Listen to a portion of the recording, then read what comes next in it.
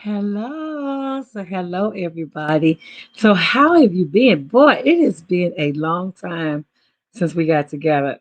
A long time. By last time we got together, I was in Cincinnati in my grandkids' room. But today is Sunday and it's 7 o'clock p.m. Eastern Time, and it's time for the Business Plugs Mixer. Each Sunday at 7, I come on to help bring you information about business, about people that are doing various things in the world, about things that I think will be of interest to you. So if you are watching this on the replay, please put hashtag replay so that I'll know that you saw it. But we're going to talk today about procrastination. Why do we put things off? Like, what is it that won't allow us to go ahead and do those things that we know need to be done? Whether that is some work around the house or to finish a project or to get started with your business or to enroll in that class that you've been talking about for years. Like, what is it that keeps us from jumping right in and doing those things that we know we want to do or that we say we want to do? And then sometimes when you're sleeping on it and you're still not getting it done. Like, it took 20 years, 30 years, like we're working for all kind of stuff. So let's talk about that. Let's talk about why people procrastinate. What is causing us not to move forward? What is keeping us stuck? So, one of the things is the lack of motivation. Like, we're not motivated to do those things that we say we want to do, but we're not motivated to the point that we want to move forward. How can we increase our motivation so that when we say we want these things in our life, when we say that we want to do these things, how can we increase our motivation so that we start actually putting one foot before the other? Well, here's a suggestion. What about listening to somebody who's already doing it? Talk about how they move. What about learning from somebody else's experience? Or what about using motivational tapes? Like, motivate. Uh, there are so many motivational tapes and motivational people out there who encourage us and set our hearts on fire. Whether that's a religious tape or whether that is a business speaker or someone who finished school. Like, I saw the other day that a lady was 78 years old getting her master's at 78 years old. How powerful is that? Like, I'm sure once she got on the other side of done, she was like, why did it take me so long to get this done? But she did finish. She's a finisher. So what I learned from her story is that it doesn't matter. It's never too late. Like, even at 78, she got a master's degree. Like, she walked across the stage the whole nine. What is it that we need to do to motivate ourselves or to find that motivation in order to finish those things or to get started on those things that we say we want in our lives? Another thing is a lack of self confidence.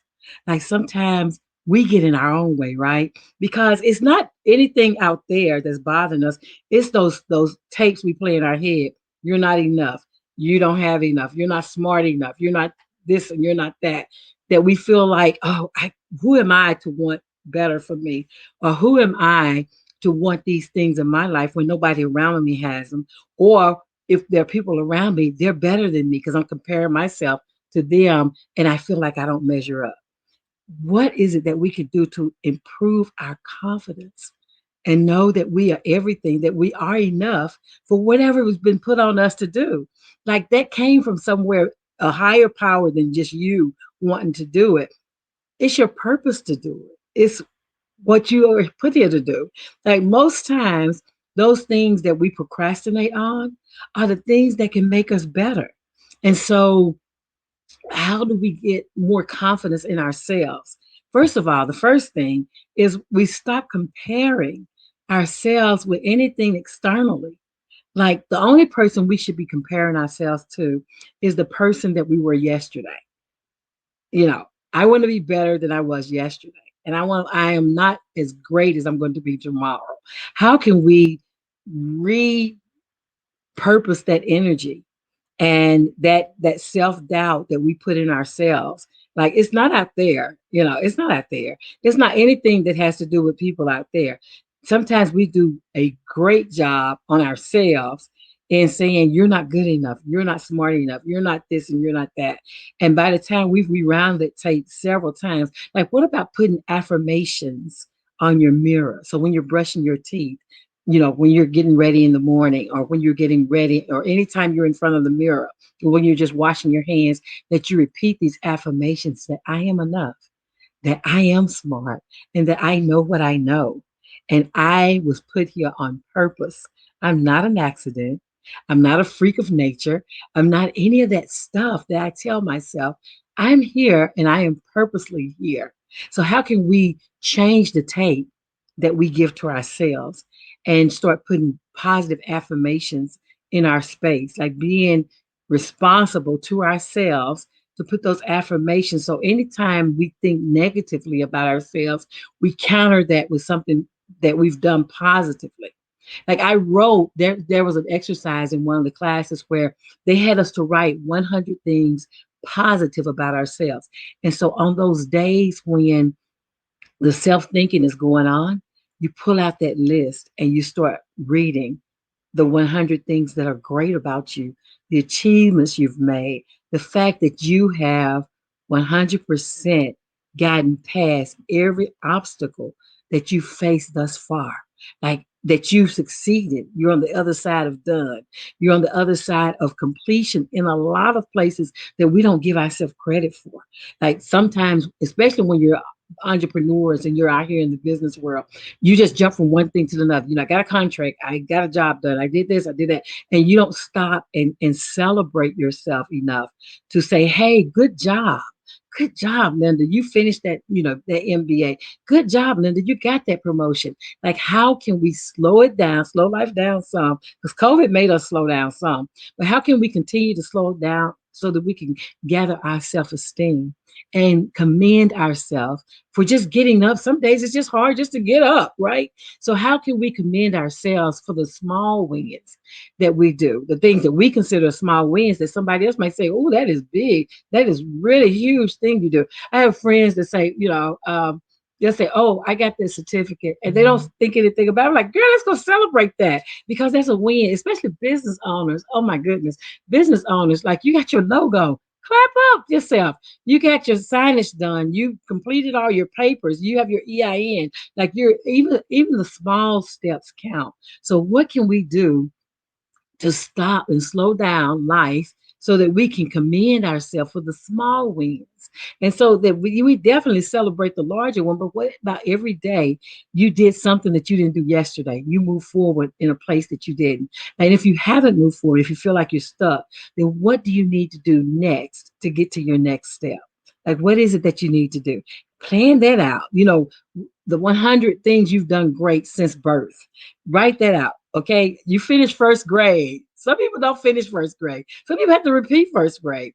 You finish kindergarten. Like you have a lifelong friend. You still have relationships with people you grew up with. Like you go back to your neighborhood and you give back at your school and you do these things, these positive things that you think are just, nothing. But giving yourself credit when your credit is due, like applauding yourself sometimes, it's not self-serving. It's really not. It's actually encouraging yourself and helping to build your confidence that you know what you know, and you were purposely put here so that you could help other people. Like it's all about how we pour into other people. Anytime I used to feel sorry for myself, I used to go by the mission and work, or go by and just give somebody some hope, like give them a word or hold a friend's hand or anything. And I know COVID has us separated. I do get that. But what can you do? Even if it's a card to somebody, if you go to church, like most churches have like the sick and shut in list. How about sending a nice letter to someone who's sick and shut in? How about somebody who's just went through bereavement? And how can you encourage them? Even if that's like bringing a meal to them or sending a meal to them, send them a pizza. You don't even have to touch to do that. You can go online, get their, put their address in and send them a pizza, and just tell them it was from you and just to have a good day. Who can you help? Most times when we're low on ourselves, we can pull ourselves up simply by doing things for other people. Another thing is we're fear of failure.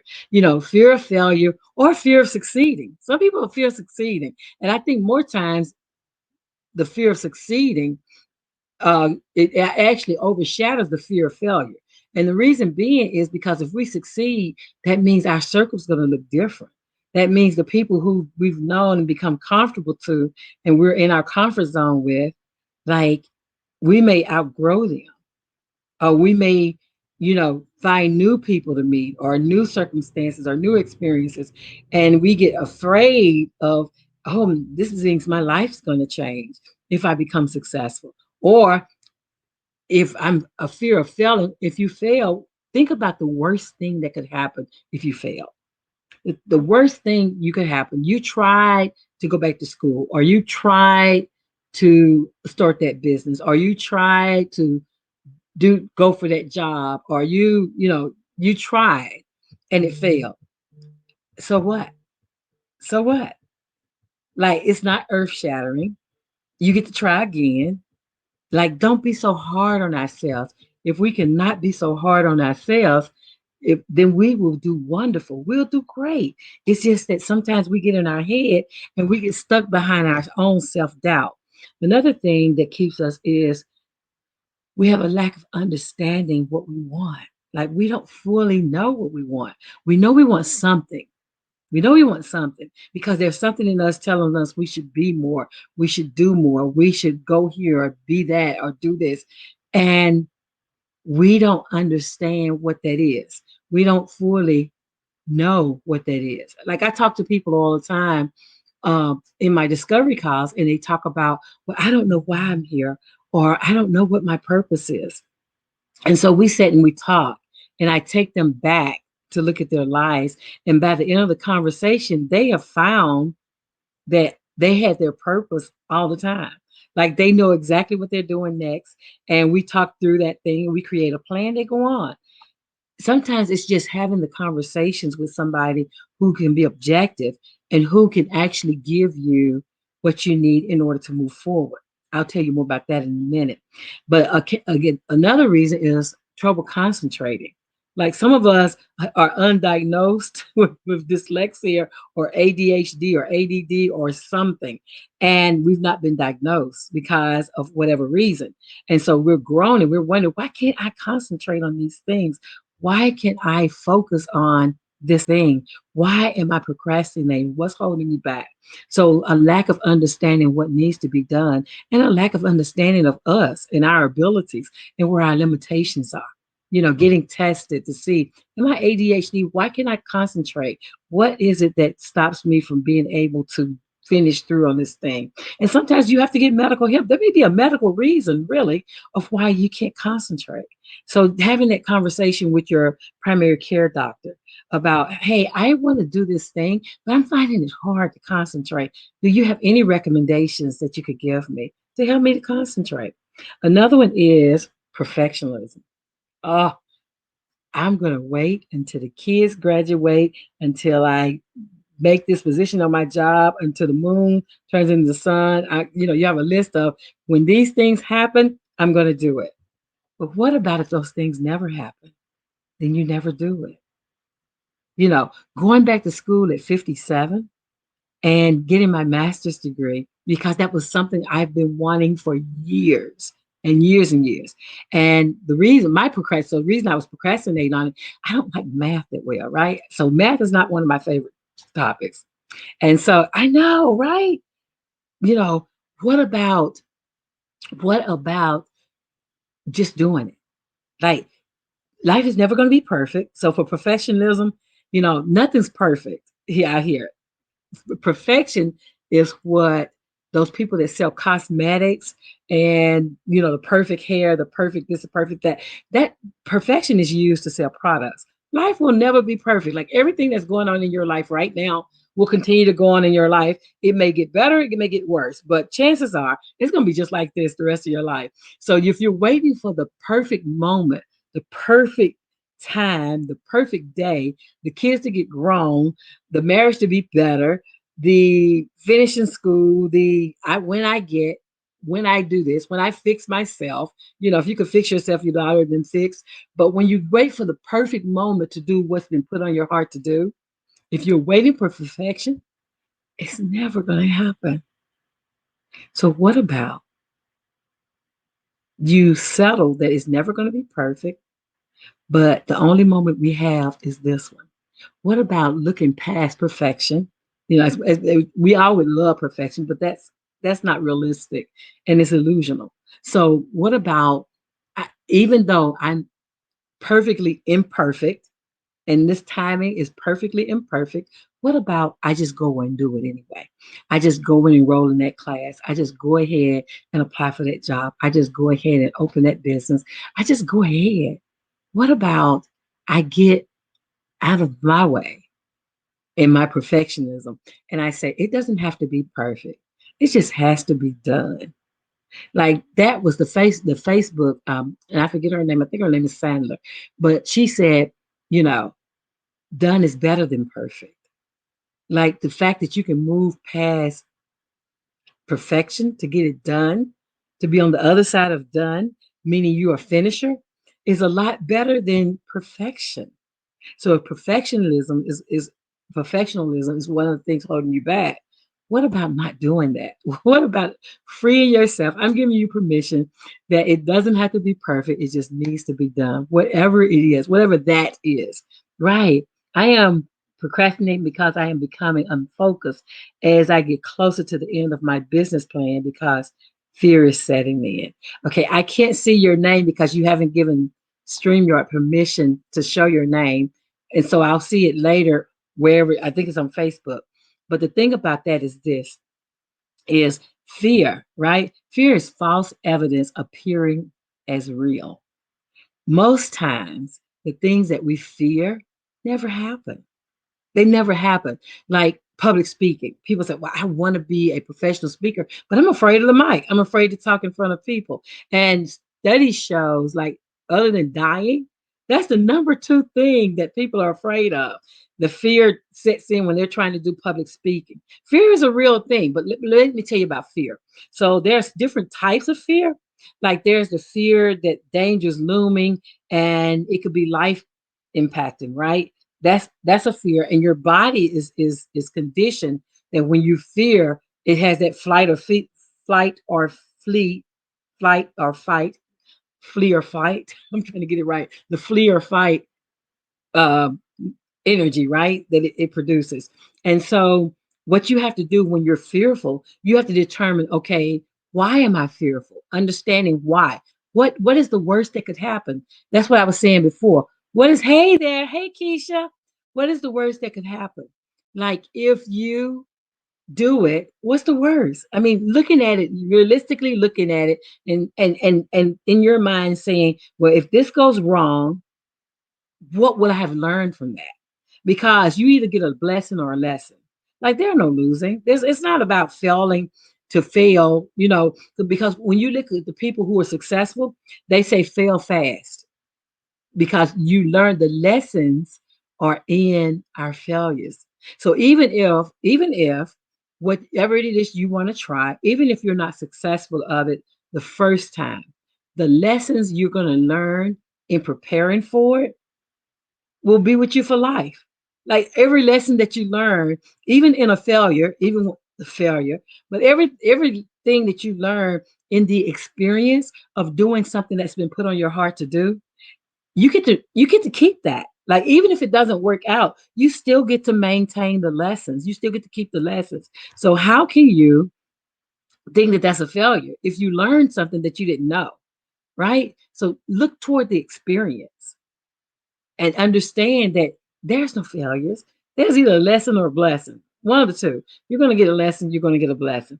Another thing is having low energy levels. Like I really don't have the tenacity to do these things that I want to do. I a lot of people won't go back to school because they say I'm too old to learn. I can't have a hard time concentrating. I can't read or whatever. But what I find about learning, especially education, what I find is the more that you learn, the more that you're able to learn. Like that's how I got my master's. Is the more that I learned, the more I was able to learn. And I thought that was like a fluke. It sounds cliche. It does, but it does work. Like the more that you take in, I don't care what age you are in, right? Because we talk about Mary Walker, who at 107 learned to read and write. Like What? Unheard of, right? Unheard of. So you have the same capacity as anyone else to do the things that you have been purposely put here to do the things that are tugging at your heart. You know, I want to finish school. I want to open a business. I want to apply for this job. I talk all the time to people who have attributes that they don't put on resumes. Like when we talk, and I actually talk to them about their history, it never fails. It never fails that they'll say something, and I'll say, "Oh, so that means you're good at planning." Well, I guess I am because they never thought about it. So, what do you have? What hidden secrets do you have? And this is shout out to Regina because Regina, the other day, I took my granddaughter for Regina to do her hair. I didn't even know Regina did hair. And I've been knowing Regina probably about 4 or 5 years. She's a basketball coach. Now, I know that she teaches young girls how to be good at basketball. And she's actually played pro ball overseas. And but we were talking and learning about her history and learning about all the attributes she does, and she does hair. I'm like, you're just a hidden secret. You just she does hair, and she did my granddaughter's hair and did a wonderful job of it. And then come to find out, she's been doing it since the '90s. Who knew? I had no idea. Well, what hidden secrets do we have that we're not telling people about, right? I know she did so. Her hair is beautiful. She tamed, honey. She tamed the hair with my granddaughter. And so, poor organization skills. Okay, so that's another reason why people procrastinate because they feel like I can't get it together. Everything is loose in. But what about creating everything? And I just talked this morning. I talked to a client about a resume, and I told her we were talking about a resume, but she's doing a whole nother project. And I asked her to do a brain dump. She was like, I don't even know what to do with it. I said, well, just do a brain dump. What about just sitting down and doing a brain dump? And what that looks like is just everything that you know about this topic, you're writing it up and you're on a clean sheet of paper. You're writing all these things that you know about this topic. You're writing it up. And then once you get it all written up, then start thinking about the process. So, how will this process work? And you start to make an outline. So the first thing is this. Okay. So the first thing is I need to contact this person. I need to connect with this thing. I need to go to this place. Put them in order. And then look at your brain dump, all the stuff that you've written, and pull in the different tasks that go with each of those sessions. And then you create an outline. So then when you start talking about, well, what do I do first? The outline shows you because, oh, the first thing I need to do is apply. The first thing I need to do is decide what degree I want to go for. The first thing I need to do is decide what type of business I need to open. The first thing I need to do is decide what kind of career I want to have and how can I make that career happen? What education do I need to get? You know, what certifications do I need to get? Like looking at it, do the brain dump first. Everything that you already know about this situation, this career, this business, um, this personal development, everything you already know. Write all that down. And then the outline. So, what's the first thing I need to do? One, two, three, four, five. Make those five things and then start pulling in and creating an outline. That's going to help you move forward. So, that's what we're talking about. I'm talking about procrastination. What causes people to procrastinate? So, I said lack of motivation, low self confidence, fear of failure or fear of success, whichever one of those apply to you, a lack of understanding, trouble concentrating, right? Perfectionism. I always want things to be perfect. Low energy, and then having poor organizational skills. Like there's nothing on this list that cannot be overcome. All of this can be overcome. You just need to concentrate on what do I need to do now. So if you've listened to this, go ahead and put hashtags replay. If you're watching the replay, if you're watching it now, thank you for joining me. I do appreciate it. I come on every Sunday, 7 p.m. Eastern time, or somewhere thereabouts, as we all know. When technology agrees, I get to come on at 7 o'clock. My name is Linda Murray Bullard. They call me the Business Plug. And so today on the Business Plugs Mixer, we're talking about the causes of procrastination. I hope you've listened. I hope something I've said has helped you. And let me know. Go ahead and put a comment, like try it. Try any of these things that may be applicable. And then come back and let me know how it is. And also, I've put, if you want somebody to help talk you through it, I put a pick my brain session is in the chat in the description. Click on the link and make an appointment and let's talk about it. Let's talk through it. Because that's what I do is I help people find clarity and get their ideas unscrambled. So that whether that's going to school, writing a book, or opening a business or whatever it is that you feel like you've been sitting on it long enough, right? It's springtime and I did a post about nesting. We've been nesting on these ideas for so long. It's time now. It's springtime. Everything blooms in springtime. Everything is born fresh and new in the springtime. And I hope you'll use this springtime in order to seek those things that you've been after for a while now. It's time to move past from procrastination to actually doing. I'll see you next week at 7 o'clock p.m. on the Business Plugs Mixer. Let me know if you watch this. Have a great time. Bye bye. You're very welcome. Bye.